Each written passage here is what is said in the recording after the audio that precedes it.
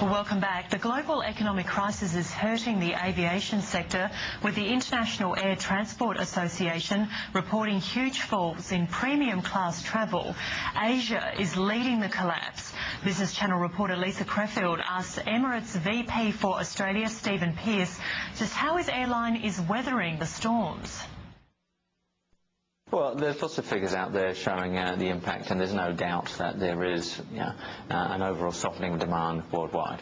It would be foolish to pretend otherwise. But certainly as Emirates, we're continuing to see very strong growth through our global hub in Dubai, and therefore, notwithstanding the short-term impact of the recession, we remain very confident in the long-term markets and the long-term growth of air travel. And that's relevant for Australia too, where we've put in place the capacity plans that we've had for some time. And whilst this year will be a challenging year, I think it's very much about you take a long-term view rather than a short-term view, and therefore we know we need that capacity.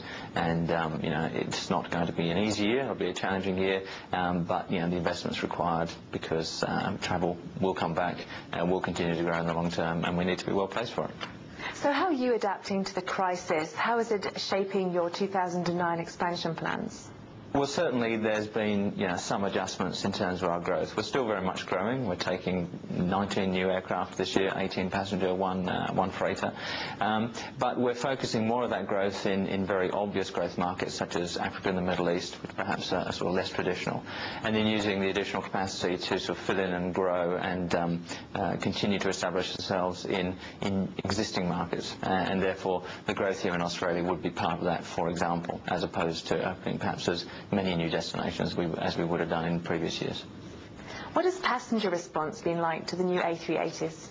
The response has been fantastic. As a product in the skies, we are very, very happy indeed. It's been really very gratifying, very exciting to have such a fantastic new airplane, which obviously we're the major customer, to finally come on board and be flying network-wide and now to Australia as well. So overall, no, we're exceedingly pleased with the A380 and looking forward to obviously taking another 7 during this financial year coming up.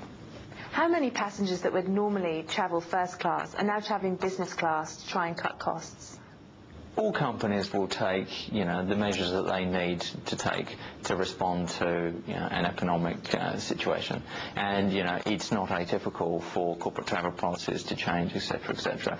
This is something we're all very used to, I think, as airlines.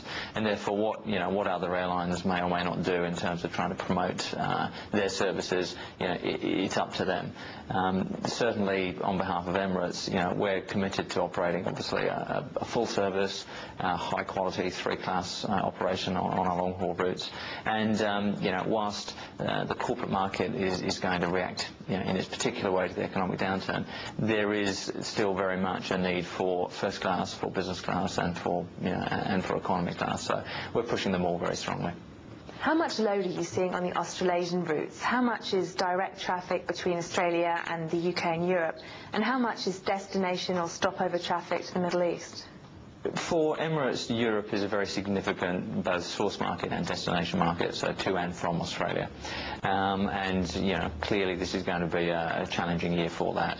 Notwithstanding, we've been flying such incredibly full loads for the last few years that, even with our introduction of new capacity, we're flying the aircraft, certainly, very well loaded, and that's our job to make sure that they remain, as full as possible. And how does business travel compare to leisure travel on these routes?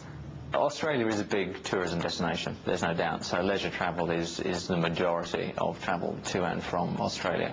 That said, Australian corporates themselves have had a very strong period over the last few years, and will continue to do well, and therefore corporate travel remains an important part of the mix. Jetstar is pushing for a common border between Australia and New Zealand. How helpful would that be from your point of view? Our focus really is long haul rather than the Tasman short haul. We fly across the Tasman principally because we want to service New Zealand, and because our main focus is on long haul traffic to and from New Zealand to the Middle East and to the rest of and to Europe and the rest of the world. So effectively some of these policy pushes at a local level, if there may or may not be some advantage for us, but essentially it's not our focus. There's been a lot of press coverage about Dubai struggling in the downturn, and even rumours that Emirates airline may be sold to Abu Dhabi. Can you comment on any of that? I think it's a case of, as in all things, Dubai too is having, its share of impact from the world, from the world economic situation. But, I think, again, as in all things, there's been a lot written and said that probably isn't, terribly true.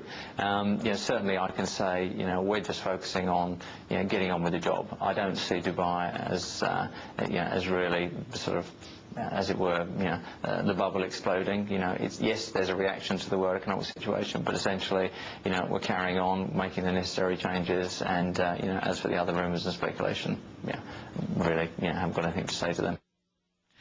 That wraps our business report for this Friday. I'm Nina May from all the team here at Channel 602. Thanks so much for your company. Have a great weekend.